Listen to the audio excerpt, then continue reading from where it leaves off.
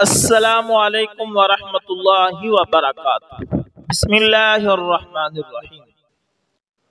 دوستو، مولانا الیاس قندیلوی رحمۃ اللہ تعالی ایک دفعہ نظام الدین عالمی تبلیغی مرکز بنگلے والی مسجد دہلی کے مطبخ میں کھانا نوش فرما رہے تھے۔ ایک ساتھی آپ کے سامنے سے سالن پلیٹ میں لے کر گزرا۔ اس کی پلیٹ سے سالن تھوڑا سا گر گیا۔ آپ نے فرمایا، دیکھو بھائی، اپنی نماز درست کرو۔ ساتھیوں نے مولوی صاحب سے پوچھا، سالن پلیٹ سے گرا، اس کا نماز سے کیا تعلق؟ فرمایا، اگر اس کے ہاتھ نماز کی حالت میں درست حالت میں ہوتے تو سالن پلیٹ سے نہ گرتا۔ مطلب ہمارے اعضاء جس طرح نماز کی حالت میں ہوں گے اسی طرح نماز سے بہر عام زندگی میں ہوں گے۔ نماز کی حالت میں ہماری آنکھوں کی نظریں قابو میں رہیں گی تو عام زندگی میں بھی قابو میں رہیں گی۔ اللہ ہمیں اپنی نماز پر محنت کر کے اس کو سنوار کر خشوع اور خضوع والی نماز پڑھنے کی توفیق نصیب عطا فرمائے۔ تبلیغی جماعت کا مقصد دوستو بانی تبلیغی جماعت حضرت مولانا الیاس قندیلوی صاحب رحمۃ اللہ تعالی فرمایا کرتے تھے کہ میرے کام کا مقصد احیاء سنت ہے۔ اس کام کا مقصد کام کرنے والوں کی ذاتی اصلاح ہے۔ غیر مسلموں کو براہ راست تبلیغ کرنا یہ اس کام کا مقصد نہیں ہے۔ تبلیغی جماعت کا نام سن کر ذہن میں جو پہلا خاکہ آتا ہے وہ یہ ہے کہ یہ جماعت غیر مسلموں کو اسلام کی تبلیغ کے لیے بنائی گئی ہے۔ ہونا تو یہی چاہیے، مگر اس کام کا اولین مقصد سب سے پہلے کام کرنے والے کی ذاتی اصلاح ہے کہ کام کرنے والے کا خود سب سے پہلے اللہ کی ذات عالی پر مضبوط یقین ہو اور کام کرنے والے کی اپنی ذاتی زندگی سب سے زیادہ سنتوں کی پابند ہو۔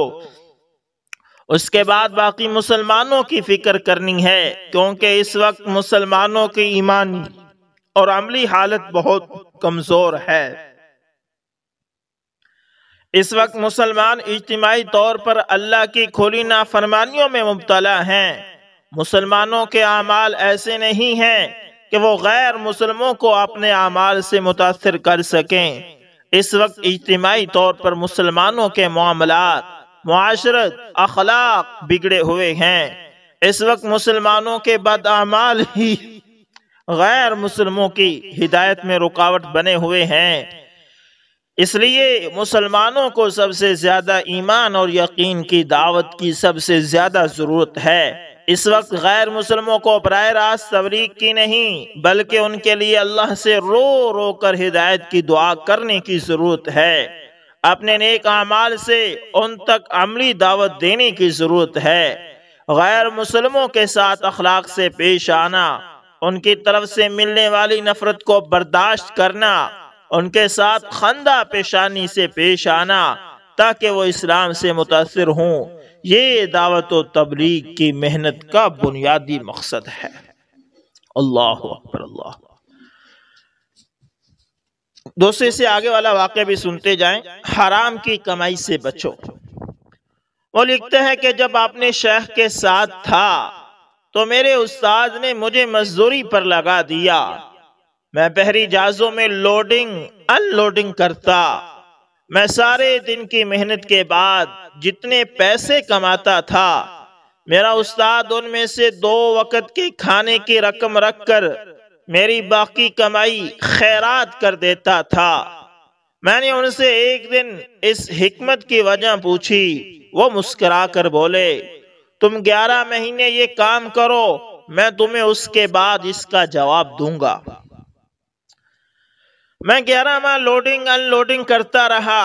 میرا وظیفہ مکمل ہو گیا تو میرے استاد نے مجھ سے کہا، تم آج مزدوری کے لیے جاؤ، کام شروع ہو جائیں تو تم جھوٹ موٹ کے بیمار پڑ جانا، سارا دن کام کو ہاتھ نہ لگانا، شام کو اپنا معاوضہ لینا اور واپس آ جانا۔ میں نے شیخ کے حکم پر عمل کیا۔ میں سارا دن پیٹ میں درد کا بہانہ بنا کر گودی پر لیٹا رہا۔ شام کو معاوضہ لیا اور استاد کے پاس آ گیا۔ استاد نے فرمایا تم اب 2 وقت کے کھانے کے پیسے رکھ کر باقی رقم خیرات کر دو۔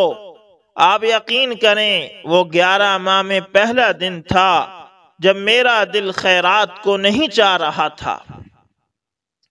میں نے اس دن خوب سیر ہو کر کھانا کھایا لیکن میری بھوک ختم نہیں ہوئی۔ میں نے اس رات پہلی بار اپنے کمرے کی کنڈی لگائی۔ میں گھوڑے بیچ کر سویا لیکن میری نیند مکمل نہیں ہوئی۔ مجھے اگلے دن اپنے جسم سے بو آئی اور مجھے پہلی مرتبہ اپنے کپڑوں پر پرفیوم لگانا پڑا اور مجھے پہلی مرتبہ نماز میں لذت محسوس نہیں ہوئی۔ میں نے شیخ کو اپنی ساری کیفیات بتائیں۔ وہ ہنس کر بولے بیٹا یہ حرام کا کمال ہے۔ حرام آپ کی زندگی کی تمام نعمتوں کا جوہر اڑا دیتا ہے۔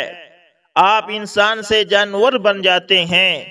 میرے استاد نے بتایا جلال الدین حرام ہمیشہ آپ کی بھوک بڑھا دیتا ہے، یہ آپ کی نیند میں اضافہ کرتا ہے، یہ آپ کے جسم میں بو پیدا کرتا ہے، یہ آپ کے دل کو تنگ کرتا ہے، یہ آپ کی سوچ کو چھوٹا کر دیتا ہے، یہ آپ کی زندگی کو پھیلا دیتا ہے اور یہ آپ کی روح سے سکون کھینچ لیتا ہے۔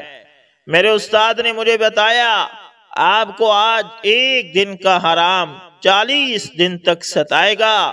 آپ ان 40 دنوں میں جھوٹ کی طرف بھی مائل ہوں گے، آپ غیبت بھی کریں گے، آپ کے دل میں لالچ بھی آئے گا، آپ دوسروں کو دھوکہ بھی دیں گے اور آپ کے اندر امیر بننے کی خواہش بھی پیدا ہوگی۔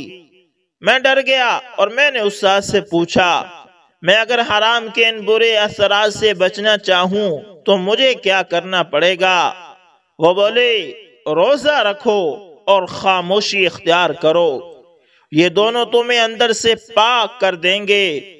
انہوں نے سر ہلایا اور بولے میں نے 40 سال کی تپیسا کے بعد جو سیکھا وہ میں تمہیں بتا دیتا ہوں۔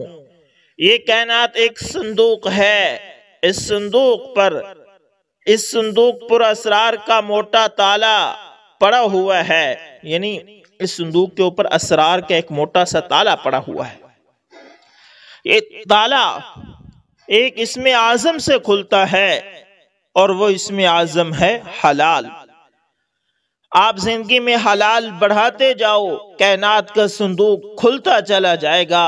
میں نے عرض کیا اور حرام کی پہچان کیا ہے؟ وہ بولے دنیا کی ہر وہ چیز جسے دیکھنے، سننے، چکھنے اور چھونے کے بعد آپ کے دل میں لالچ پیدا ہو جائے وہ حرام ہے۔ آپ اس حرام سے بچو، یہ آپ کے وجود کو قبرستان بنا دے گا، یہ آپ کو اندر سے اجاڑ دے گا، یہ آپ کو بے جوہر کر دے گا۔ اللہ اکبر اللہ اکبر۔ حرام میں اتنی نحوست ہے، جس طرح حلال میں برکت ہے اس طرح حرام میں اللہ نے نحوست بھی اتنی رکھی ہوئی ہے۔ اس لیے دوستو حرام سے جتنا ہو سکے بچو۔ میری رحمت میرے غضب پر غالب ہے۔ دوستو ایک دفعہ کا ذکر ہے کہ حضرت موسیٰ علیہ السلام کو اللہ تعالی نے حکم دیا کہ سمندر کی طرف جاؤ، وہاں 3 کشتیاں ڈوبنے والی ہیں۔ حضرت موسیٰ علیہ السلام فوری حکم الہی کی تعمیل کرتے ہوئے سمندر کی جانب چل دیے۔ ساحل پر سکون تھا، بہت دور سے ایک کشتی آتی ہوئی دکھائی دی جو آہستہ آہستہ ساحل کی طرف بڑھ رہی تھی۔ ابھی وہ کنارے سے کچھ ہی فاصلے پر تھی کہ حضرت موسیٰ علیہ السلام نے آواز دی کہ اے کشتی والو، اللہ کا حکم آنے والا ہے، ہوشیار رہنا۔ انہوں نے جواب دیا آپ جانتے ہیں کہ اللہ کے حکم کو کوئی نہیں ٹال سکتا، ہم تو اس کے بندے ہیں جو حکم الہی کے پابند ہیں۔ کشتی والے ابھی یہ بات کہہ ہی رہے تھے کہ اچانک ایک موج اٹھی اور کشتی ڈولنے لگی۔ سوار اپنے آپ کو بچانے کی کوشش کرنے لگے۔ اتنے میں ایک اور زبردست موج آئی اور کشتی کو اپنے ساتھ بہا کر سمندر کی تہ میں لے گئی۔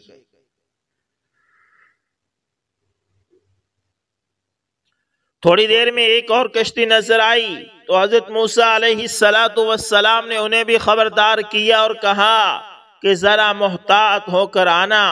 انہوں نے بھی پہلے والوں کی طرح جواب دیا کہ جو کچھ ہونا ہے ہو کر رہے گا، اور کشتی کو کنارے کی طرف لاتے رہے، یہاں تک کہ ساحل کے قریب آتے آتے یہ کشتی بھی ڈوب گئی۔ حضرت موسیٰ علیہ السلام اللہ کی حکمت کے بارے میں سوچوں میں محو تھے کہ انہیں ایک تیسری کشتی آتی دکھائی دی۔ آپ علیہ السلام نے حسب سابق اس کشتی والوں کو بھی نصیحت کی کہ دیکھو اللہ کا حکم آنے والا ہے، اپنے گناہوں کی معافی مانگتے ہوئے ذرا محتاط ہو کر آؤ۔ انہوں نے جواب میں کہا، اے اللہ کے نبی علیہ السلام، جس طرح آپ سچے ہیں اس طرح اللہ کا حکم بھی اٹل ہے، اسے کوئی نہیں بدل سکتا، لیکن اللہ کی رحمت بھی تو ہے، ہم اس کی رحمت سے کیوں مایوس ہوں؟ لہذا ہم اللہ کی رحمت پر بھروسہ کر کے آ رہے ہیں، اور وہ اپنی رحمت کے صدقے میں ہمیں ضرور امن اور سلامتی کے ساتھ کنارے پر پہنچا دے گا۔ کشتی والوں کا یہ جواب سن کر حضرت موسیٰ علیہ السلام خاموش ہو گئے۔ جب کشتی بحفاظت کنارے آ لگی تو اللہ کے پیغمبر علیہ السلام سوچنے لگے کہ اللہ نے 3 کشتیاں ڈوبنے کا فرمایا تھا، 2 تو ڈوب گئی، لیکن تیسری سلامتی کے ساتھ کنارے آ لگی ہے، یہ کیسے بچ گئی؟ ارشاد باری تعالی ہوا کہ اے موسیٰ، آپ نے سنا نہیں کہ تیسری کشتی والوں نے کیا کہا؟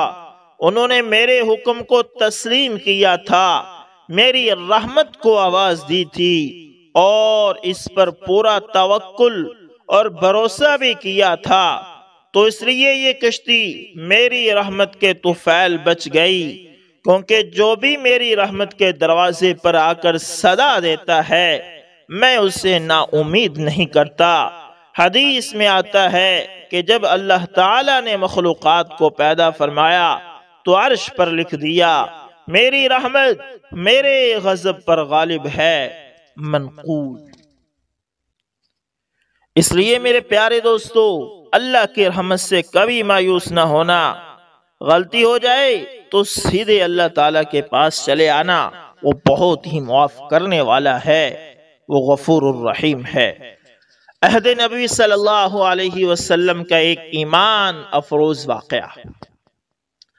حضرت زید بن سعنہ رضی اللہ تعالی عنہ یہودیوں کے علماء میں سے تھے اور بہت مالدار بھی تھے۔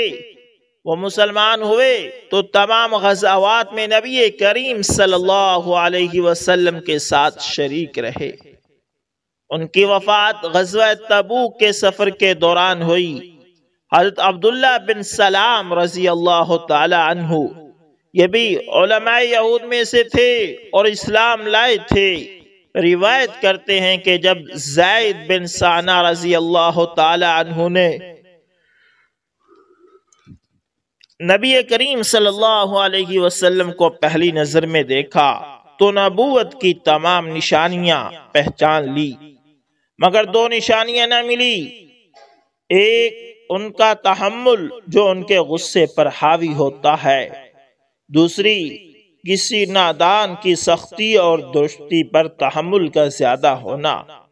حضرت زید بن سعنہ رضی اللہ تعالیٰ عنہ کہتے ہیں کہ مجھے اس کی تمنا تھی کہ کسی ذریعے سے آپ صلی اللہ علیہ وسلم سے کوئی معاملہ کروں تاکہ یہ نشانیاں بھی ظاہر ہوں۔ وہ فرماتے ہیں کہ ایک دن نبی کریم صلی اللہ علیہ وسلم اپنے گھر سے باہر تشریف لا رہے تھے، ان کے ساتھ حضرت علی بن ابی طالب رضی اللہ تعالی عنہ بھی تھے۔ اتنے میں ایک دیہاتی سوار آیا اور اس نے عرض کیا، یا رسول اللہ صلی اللہ علیہ وسلم، فلاں بستی کے لوگ مسلمان ہیں اور فاقے میں مبتلا ہیں، آپ صلی اللہ علیہ وسلم مناسب سمجھیں تو ان کے پاس کچھ کھانے کا بھیج دیں۔ آپ صلی اللہ علیہ وسلم نے فرمایا میں ایسا ضرور کرتا، مگر میرے پاس اس وقت کچھ نہیں۔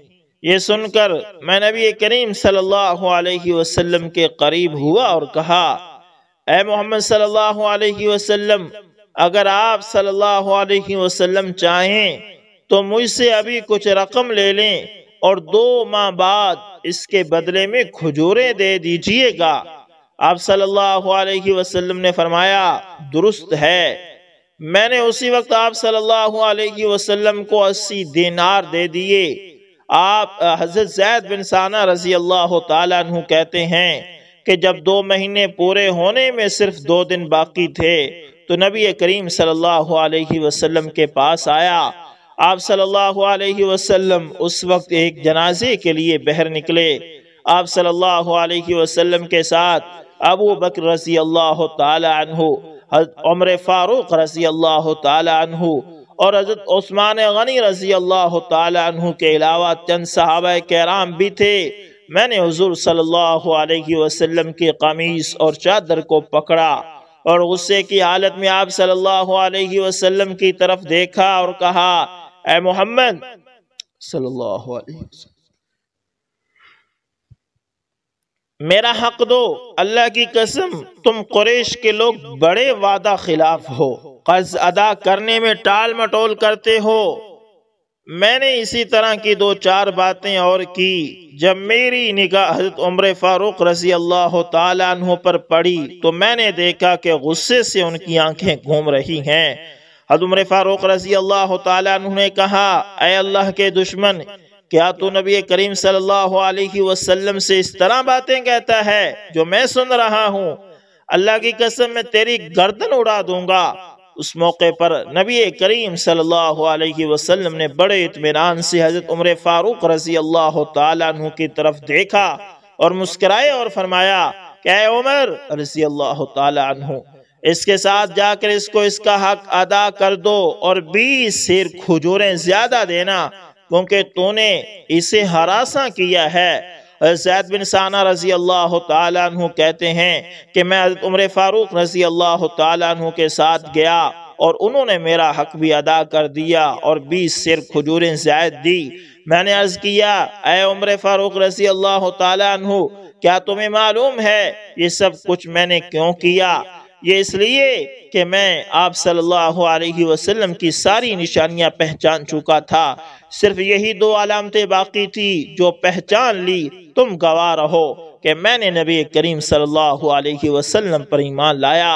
اور اس کے بعد حضرت زید بن ثانہ رضی اللہ تعالی عنہ نے رسول اکرم صلی اللہ علیہ وسلم کی خدمت میں حاضر ہو کر اسلام قبول کر لیا۔